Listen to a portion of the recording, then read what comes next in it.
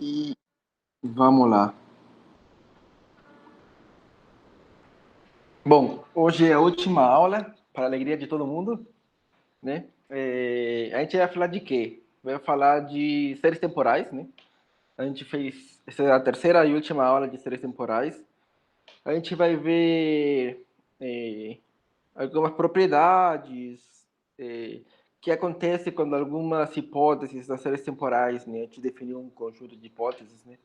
Quando alguma delas é furada e quais são as consequências e vou dar um cheiro de como tentar solucionar o problema. Eu falo um cheiro porque com o que a gente aprendeu até agora não dá para falar muito, mas pelo menos para que vocês saibam se algum dia precisarem, já terem uma ideia de o que tem que fazer. Bom, na aula 11, que foi a primeira aula depois da prova, a gente começou a falar de séries temporais, né?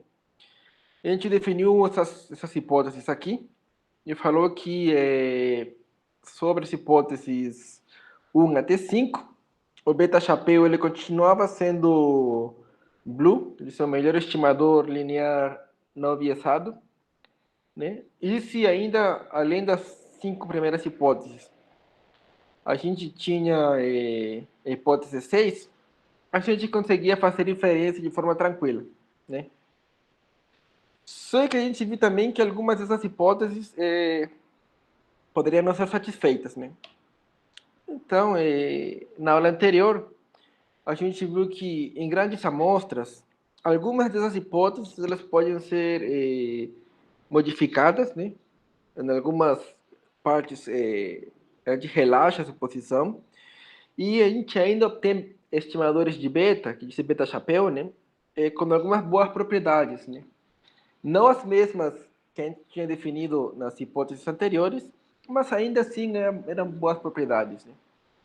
Que era basicamente consistente, que eu falei por cima que consistência é um tipo de limite que você tem em probabilidade, tá?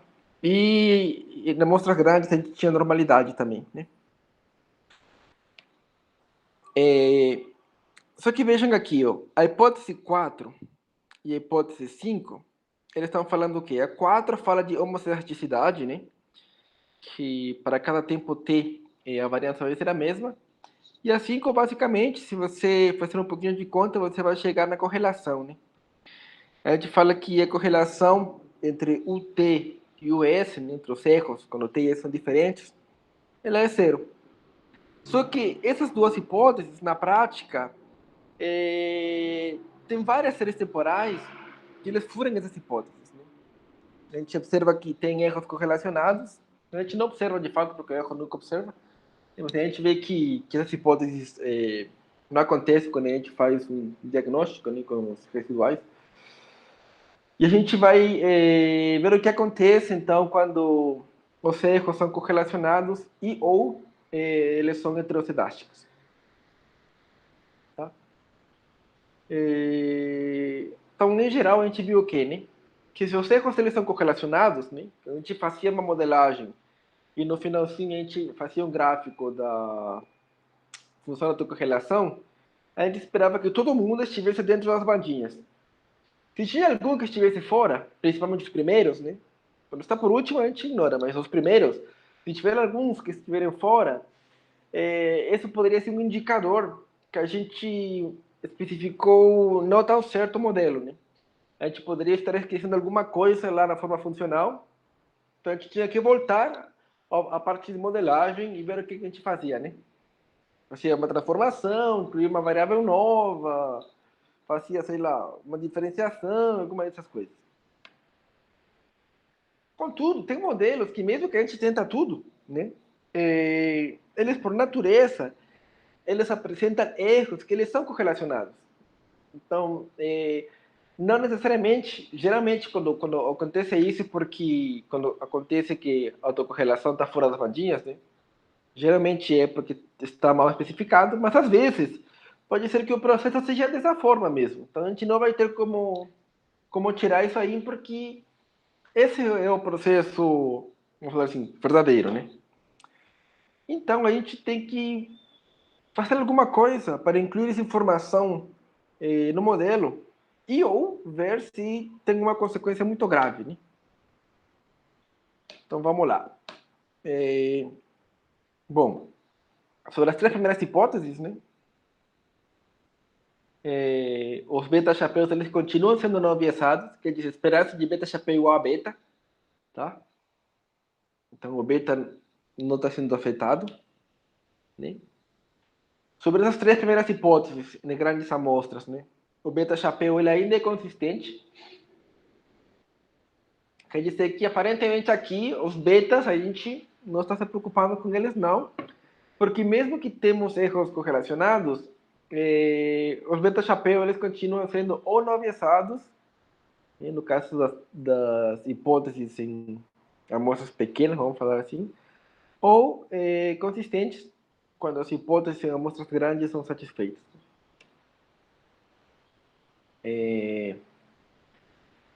Mas, na presença de heterocesticidade ou correlação serial, e os betas, eles não vão ser o melhor estimador, tá?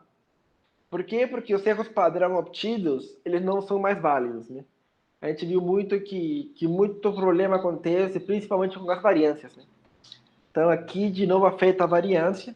Então, qualquer interpretação que a gente der para os betas, a gente pode estar interpretando de forma errada, né?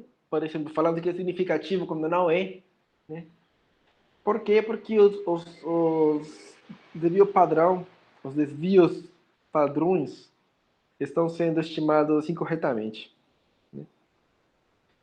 É... Bom, a gente viu também que se as séries eles forem estacionárias e fracamente dependentes, tá? É...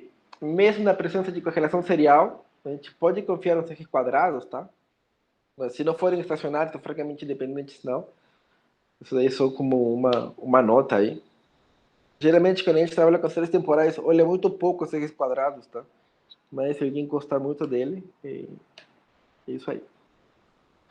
Então, a primeira coisa a gente já viu, então, que correlação serial, ela vai trazer o problema de estimar de forma incorreta a variância dos betas. Então, a primeira coisa que tem que fazer é identificar se temos correlação serial. E até agora, de alguma forma, a gente já fez isso através do gráfico da função da tua correlação, né? Só que existem algumas formas mais formais de verificar isso, né, que são através de testes de hipóteses, tá? Eu sou muito de ir no olhômetro, eu faço meu gráfico e vejo, aí já resolvo. Mas quando você tem muitas séries temporais, vamos supor, tem 1000 séries temporais, você não vai ver 1000 gráficos, né? Talvez seja melhor fazer um programinha, né? Fazer os testes e já ver quais séries tem e não tem correlação serial, tá? Um dos testes é o teste T da correlação serial para um AR1. Eu estou focando aqui no AR1 porque geralmente é o que mais acontece, tá? Vamos subir um AR1 e que isso daqui acontece. Isso daqui é hipótese 3 em pequenas amostras. O que significa isso?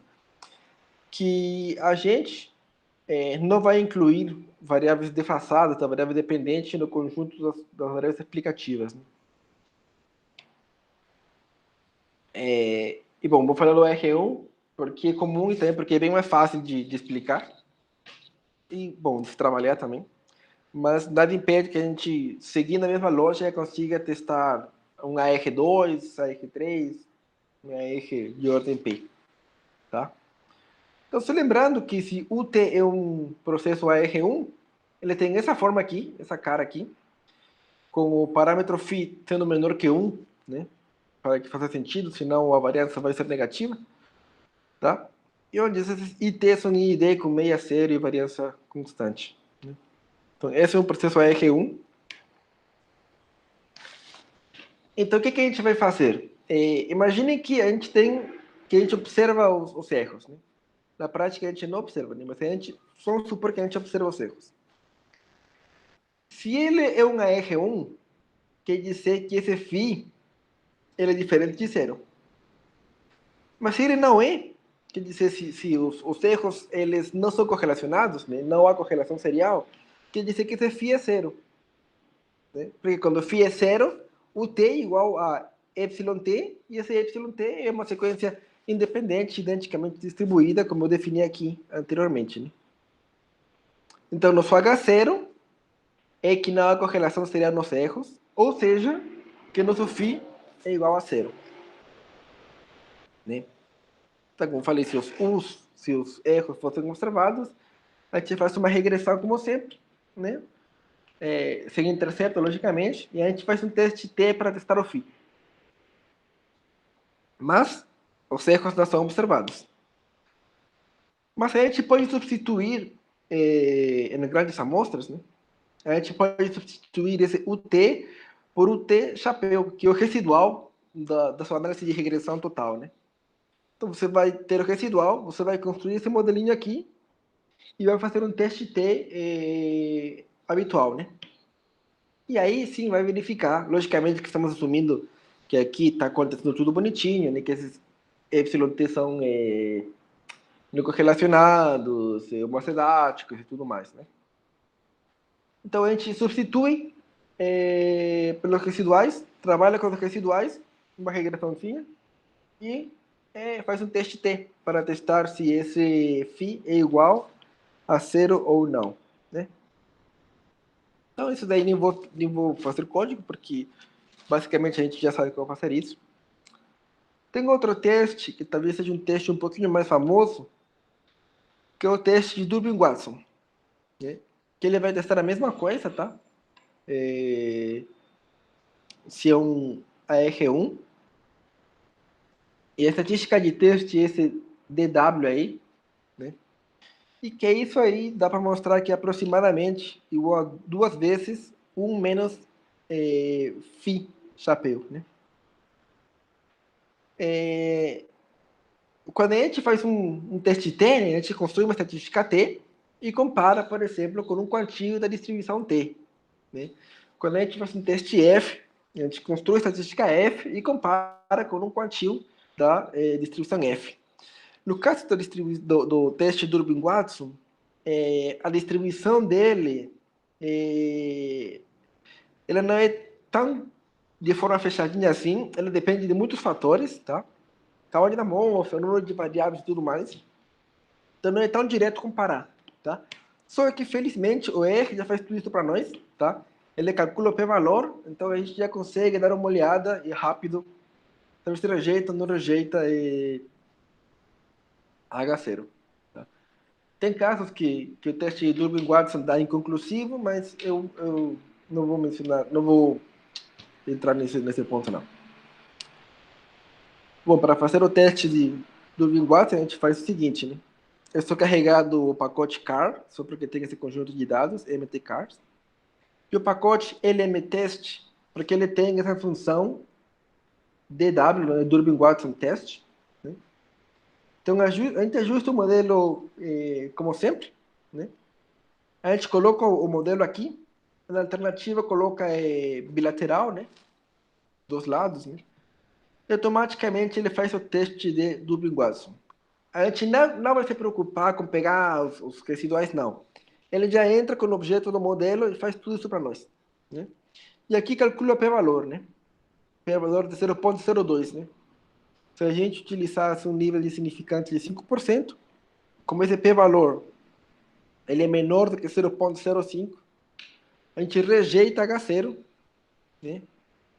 H0 é que são não correlacionados, né? A gente rejeita e fala que a autocorrelação ela é diferente de zero. Então, a gente aqui está vendo que temos autocorrelação serial. Né? Só que esses dois testes, eles foram definidos quando? Quando essa esperança de UT dado X, ele é igual a zero, né? Mas pode ser que essa suposição também ela não seja satisfeita. E se ela não é satisfeita, a gente não pode utilizar os testes anteriores. Uma forma de fazer isso aqui, e com esse outro teste que eu vou apresentar, tá? Como essa hipótese aqui, ela ela pode ser diferente de zero, né? Quer dizer que no nosso modelinho, a gente pode incluir alguma defasagem da variável dependente do conjunto das variáveis explicativas, né? E, bom, esse teste também funciona, mesmo se isso aqui aconteça, né? Então, o que a gente vai fazer? No primeiro passo, a gente faz uma regressão normal, né? Como sempre. Pega nossa variável dependente yt, né? E pega nosso conjunto de k variáveis, pega nossa variável dependente yt e nossas variáveis independentes as x, né? 1 até k, e a gente vai obter os residuais, né? Com os residuais, a gente vai fazer essa regressão aqui. Os residuais sobre todas as variáveis independentes e o residual defasado. E aqui faz um teste T, né? Para ver se o parâmetro associado a esse residual defasado é ou não diferente de zero. Não é difícil, né? A ideia é simples, faz duas regressões só, então a gente já viu como fazer isso. Então não tem muito o que fazer. Mas como eu falei, né? A gente poderia falar, ué, mas por que testar um AR1? Vamos testar um AR5, sei lá, para P5, né? Então, nesse caso, nosso H0 não é mais que φ igual a zero, né? Porque a gente tem vários φs, né? A gente vai ter, nesse passo 2, a gente, em vez de ter simplesmente o chapéu T-1, vai ter o chapéu T-1, o chapéu T-2, o chapéu T-3, até o chapéu T menos P, né? A gente vai ter P parâmetros φ, cada um deles associado a cada uma dessas defasagens, né? Então eu vou testar ele de forma conjunta, né? E como vocês já estão craques em teste de forma conjunta, você fala, opa, se for conjunto, tem cara de fazer um teste F. E de fato você vai fazer um teste F, né? Você ajusta a regressão como sempre, né? Y sobre as k variáveis x, vai obter os residuais, faz uma segunda regressão dos residuais sobre as k variáveis explicativas e as p desfasagens dessa variável ut, né? A gente faz um teste F para testar conjuntamente se a gente rejeita ou não rejeita H0. De novo, né? Os testes exigem homogeneidade, todos eles, os três. Então, se por algum motivo a gente não vê uma certicidade, né, a gente vai ter que fazer uma pequena correção, né, para conseguir fazer o teste T e o teste F de forma apropriada. Né? Então, assim, que uma coisa vai chamando a outra. Né? Tudo que você aprender no teste T, teste F, verificar heterocerticidade, fazer a correção, tudo mais, tudo vai seguindo até o final. E se você se assistisse uma matéria de regressão e previsão 2, o que a gente veria, de fato, vai acompanhar tudo que a gente já viu nessa matéria.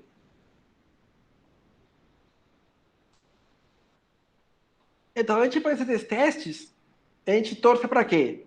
Torce para não ter correlação, né? E se não tem, a gente acabou, tá feliz, vai para casa. Mas se a gente tiver azar e tem correlação, o beta-chapéu não é mais o melhor estimador, né? Então, a gente tem que fazer alguma coisa. Se a gente conhecer a correlação, né? A autocorrelação, o φ, a gente pode aplicar um método, que é o método de mínimos quadrados generalizados, tá? E esse mínimo quadrado generalizado será o melhor estimador. Eu não vou entrar em detalhes, só explicar que ele é muito parecido com o método de mínimos quadrados, só que você vê que tem um sigma a mais, né, por aí embutido, né? Tá? Mas quem que é esse sigma? Esse sigma é a matriz de covariância, né? Então, como a gente está assumindo uma certicidade, assumindo que a covariância de UT com UT menos S seja igual a, vamos denotar com feed essa correlação, né? Desses desafios padrões que vão ser covariantes. Essa matriz vai ter essa cara aqui, né? Horrível. Logicamente que a gente não consegue fazer isso de uma forma tão fácil. Por quê? Porque sigma tem muitos parâmetros desconhecidos. Tá? Então, na prática, a gente precisa impor alguma estrutura nesses dados. Né? E geralmente, uma estrutura que funciona relativamente bem é um AR1. Né? Vejam que no caso de um AR1, a gente tem que φ S e quem? Desculpem, Rho S é igual a φ elevado a S, né? Então, a gente estima o φ e tem toda essa matriz completa aqui, né? Vai ter φ elevado a 1, φ elevado a n-1, aqui embaixo φ elevado a n-2, e assim vai, né? Mas por quê? Porque a gente tem a estrutura, né, desse carinha aí. Mas, de novo, né, que nem sempre.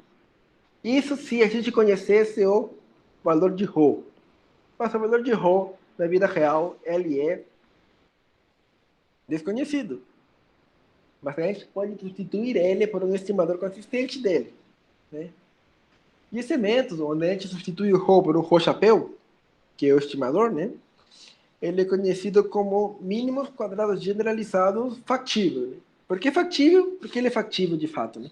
Porque a gente consegue rodar ele. Né? Mínimos quadrados generalizados a gente não consegue rodar. Por quê? Porque não conhece Rho. Mas esse aqui a gente consegue rodar. Né? Só que substituir Rho por Rho chapéu não é bem de graça.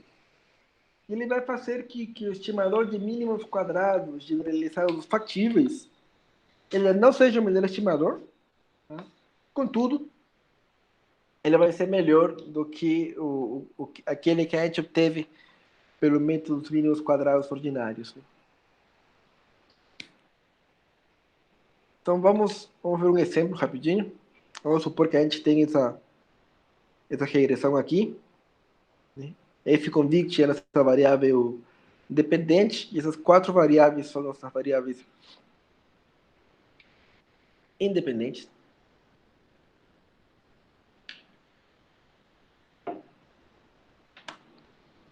Tá? Vou pegar esse conjunto de dados aqui, está nesse pacote, só para vocês verem que está de fato ordenado de forma temporal, né? Menos 31, 32, 33, e assim vai. Tem alguns DNA, mas não estou utilizando essas variáveis, tá? A gente roda nosso modelinho. Aqui é OLS MQO em inglês, né? Mínimos quadrados ordinários aqui em inglês. A gente roda o modelinho, a gente vê nossa tabelinha, né? Mas, lembre, a gente não pode interpretar nada ainda até verificar as hipóteses. Né? Então, a gente faz um gráfico dos I chapéu com os residuais. Né? Aqui tem alguma coisa aqui, não tenho certeza se são observações estranhas ou tem algum padrão aí. Como tem pouco dado, não dá para ver. Mas o que dá para ver é o seguinte: vejam que esse cara aqui está fora da banda, né? Então, a gente tem alguma evidência aí de que os erros são correlacionados, né? E aí a gente está violando uma das hipóteses. Então, vamos fazer o teste, né? Só para ter certeza. A gente coloca o objeto aqui, faz o teste, pelo valor é quase zero, a gente rejeita H0. Então a gente verificou de fato que existe autocorrelação serial, né? Então, a gente vai fazer o quê? A gente fez um modelo, viu que essa hipótese de correlação ela não é satisfeita. Então, a gente vai fazer uma correção, né? E para isso, a gente vai fazer o método de mínimos quadrados generalizados factível. Né? Então, é o mesmo modelo que está aqui, só que vejam que não é mais LM para ajustar a função, agora a função é GLS, generalize mínimos quadrados, né? E na hora de definir a correlação, eu vou falar, geralmente P é associado ao AR e Q é associado a MA. E vou falar aqui, como P estou falando que é 1, estou falando que 1 é R1. E o método aqui vou colocar máxima verossimilhança. A gente não viu aqui, tá? Não viu na disciplina, mas só para ter uma ideia de como funciona aqui as coisas. A gente plota aqui e dá para ver aqui, dá para ver que os betas são um pouquinho diferentes, tá? São um pouquinho diferentes.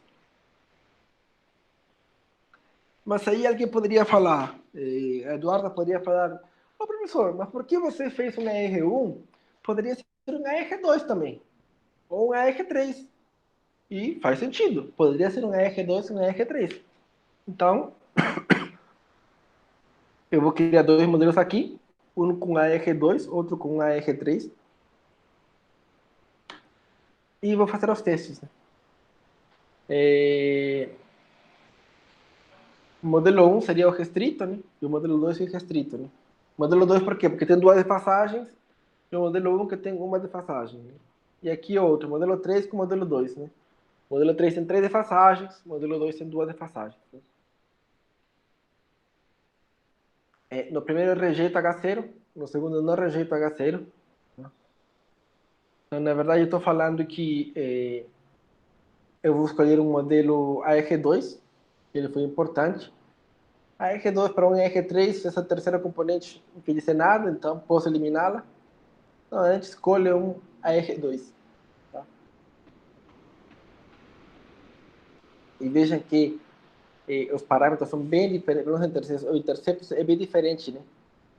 Do mínimos quadrados generalizados factível com OLS. Né? Os outros não são tão diferentes, tá? Mas houve aí alguma diferença. Tá? Então, só para ver aqui. Agora a gente interpretaria, já teria os valores para interpretar os parâmetros. Quer dizer que tudo é uma construção. Você tem que verificar, corrigir, verificar, corrigir. Mas a base de tudo é sempre mínimos quadrados ordinários.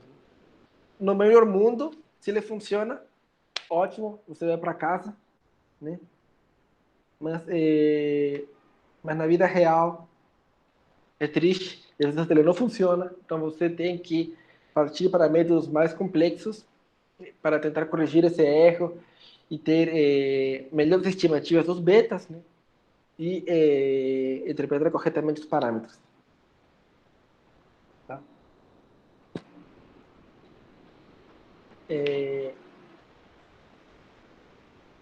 Então, são umas observações, né? Quando a primeira hipótese, a hipótese HS3, ele é satisfeita, mínimos quadrados generalizados factíveis, ele não é consistente, então é melhor utilizar mínimos quadrados ordinários e utilizar algum tipo de correção para o desvio padrão, que é mais ou menos parecido com a correção que a gente fez para a heterocerticidade, tá? Isso aqui não dá tempo de ver na matéria, mas para quem tiver curiosidade, é uma alternativa também. Né?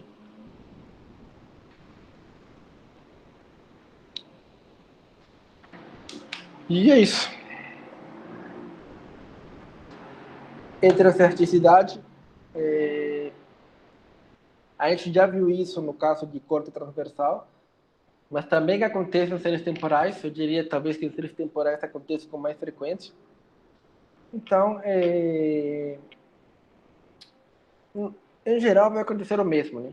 Os betas eles vão ser não biasados ou consistentes, né? Dependendo de quais hipóteses foram satisfeitas, mas não podemos confiar nas estatísticas nem T nem F, né? Então, a gente vai ter que fazer algumas coisinhas aí para corrigir. Né? Tem um teste aí, mas a gente está subindo nesse teste que os erros são não correlacionados. Tá? Quer dizer, o problema anterior a gente viu, falou, não tem nada, tá bonitinho, os erros são não correlacionados, então beleza. Mas se os erros forem correlacionados, a gente não pode utilizar essa abordagem porque invalida os resultados. Tá? O que a gente vai fazer é o teste de Bruce-Packard, o teste de White. Como sempre a gente fez nas aulas anteriores. Eu pego esse conjunto de dados. Esses são os retornos financeiros da New York Stock Exchange, eu acho que é. Acho que é isso em inglês, sim. É a Bolsa de Nova York, tá? Retornos da Bolsa, vamos imaginar que são os retornos da Bovespa aí. Eu quero saber se o retorno do índice de ontem me diz alguma coisa sobre o retorno do índice de hoje. Que já viu alguma matéria de finanças, se o mercado ele é eficiente, isso aqui não acontece, né? Você, com o retorno de ontem, não sabe nada do retorno de hoje, mas às vezes acontecem algumas ineficiências aí pequenininhas e a gente já consegue aproveitar alguma coisa e ganhar um dinheirinho aí. Bom, eu faço o modelo, eu vou testar a correlação, o p-valor deu maior do que 0,05, eu não rejeito, estou falando que são não correlacionadas, então beleza, eu vou fazer o teste de Bruce-Pagan, mando bala, faço o teste e encontro heterocedasticidade, tá?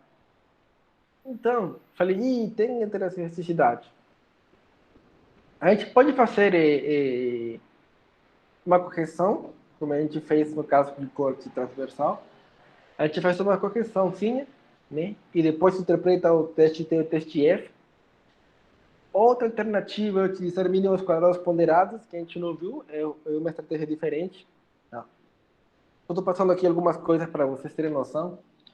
Não dá para vocês aprenderem tudo numa matéria. E um caso especial dessa heterocerticidade quando a gente observa que essa heterocedasticidade ela é dinâmica e se comporta como um modelo do tipo ART.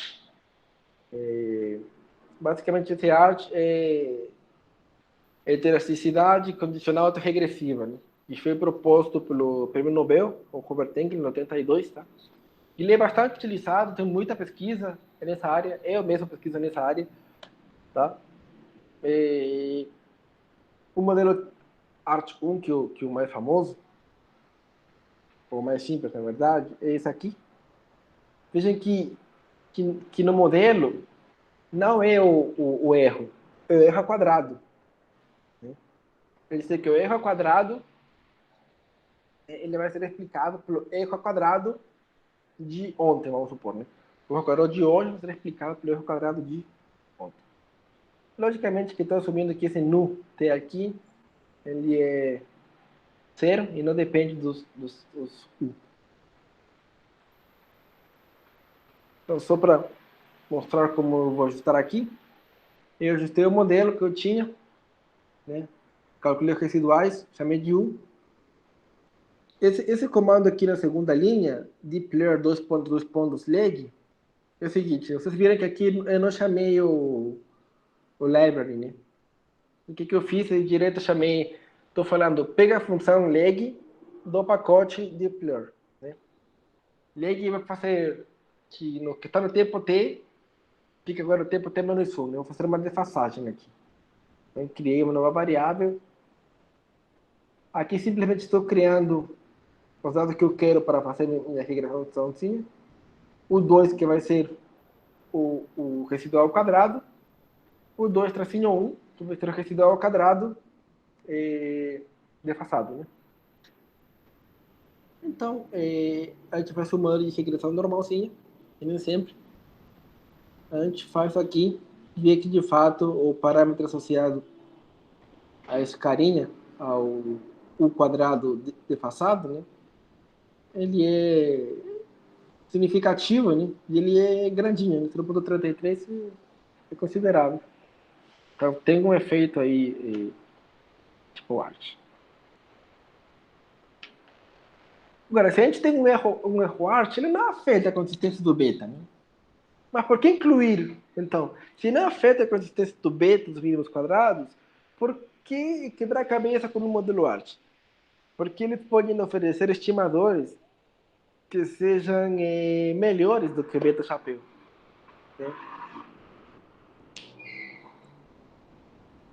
E quando a gente tem isso, a gente quer incluir tudo junto, né? Na regressão, tudo junto, a gente pode utilizar mínimos quadrados ponderados ou métodos de máxima verossimilhança, que são dois métodos bem conhecidos na econometria, na estatística, mas que infelizmente não dá tempo para ver aqui. Mas se alguém tiver interesse aí, se trocarem uma ideia, é de boa, posso explicar depois, que eu investirei mais de boa como funcionam esses métodos. Tá. E também é possível a gente fazer o quê? Incluir um modelo que tenha tudo, né? A gente aqui viu o quê?